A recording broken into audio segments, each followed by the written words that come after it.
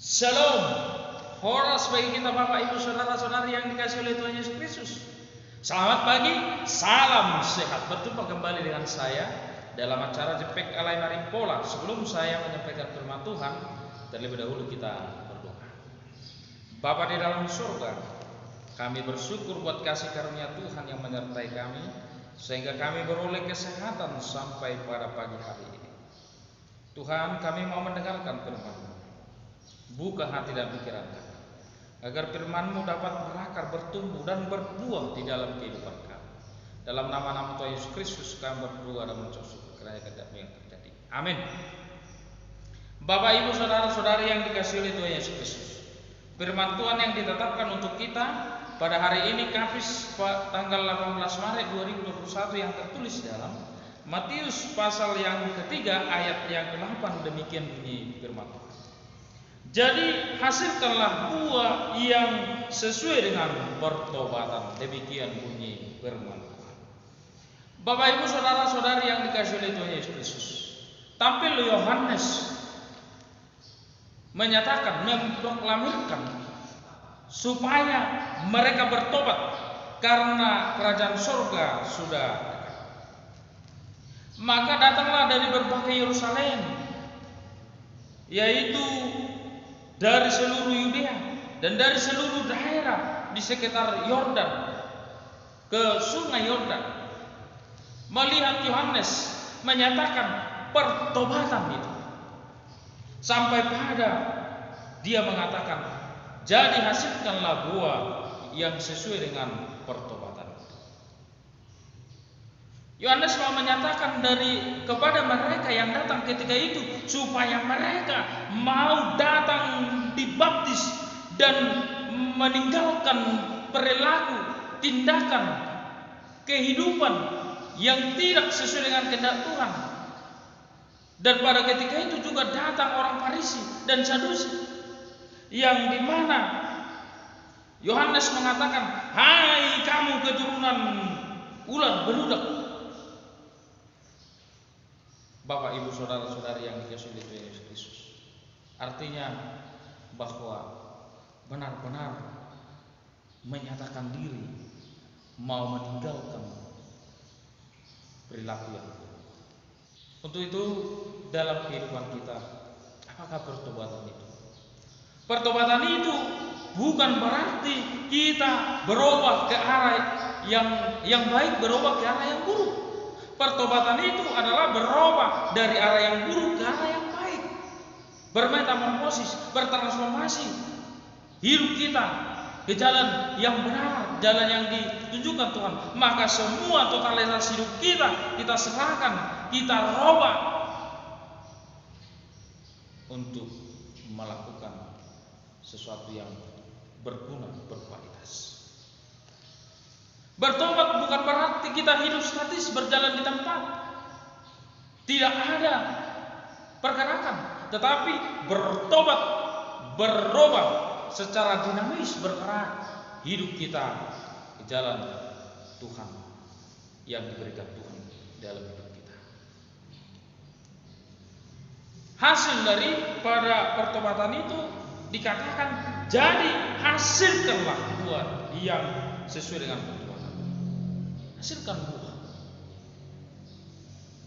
Pertobatan itu menghasilkan buah yang manis. Perubahan itu menghasilkan buah yang manis. Banyak orang yang sudah bertobat, berubah, tetapi pertobatan itu, perubahan itu sama seperti metamorfosis, seperti capung. Capung itu berubah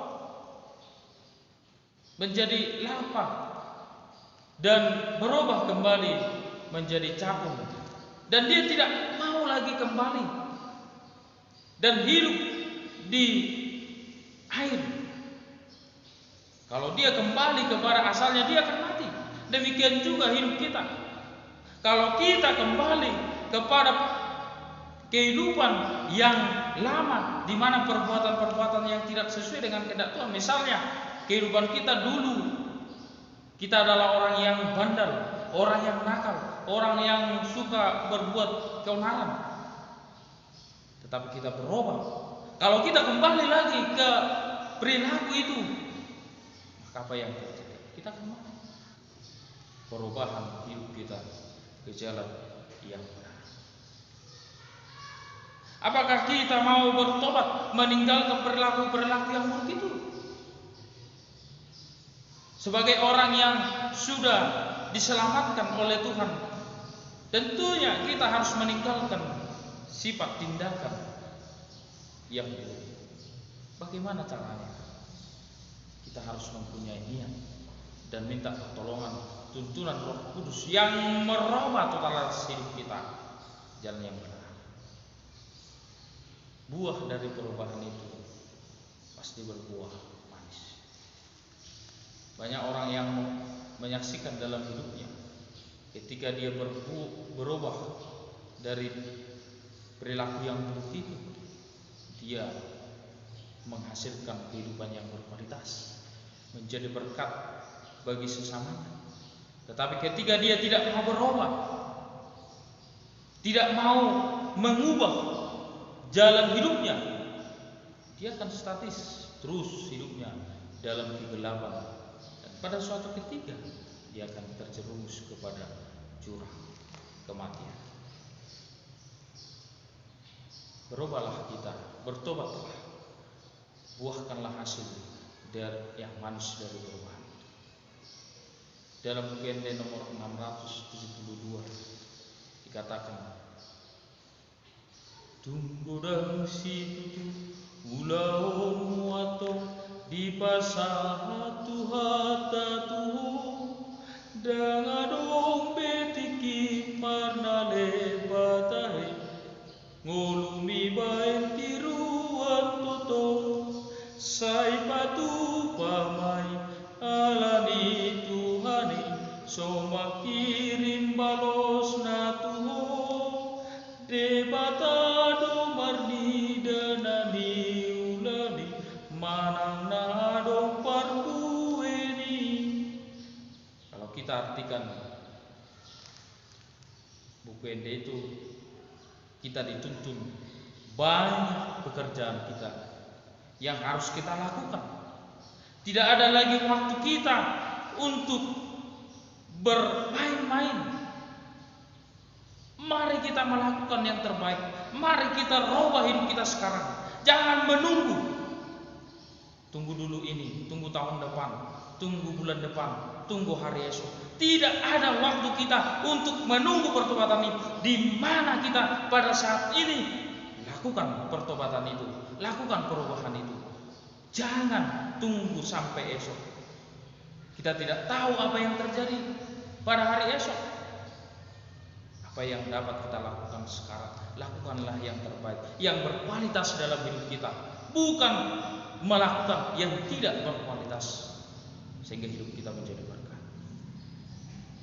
Karena Tuhan melihat perbuatan kita itu, tetapi Tuhan pasti memberikan buah yang manis atas apa yang sudah kita kerjakan. Yakinlah, jadikanlah buah yang manis. Bapak Ibu Saudara-saudari yang dikasihi oleh Tuhan Yesus Kristus, buah yang manis itu dihasilkan oleh perubahan, pertobatan.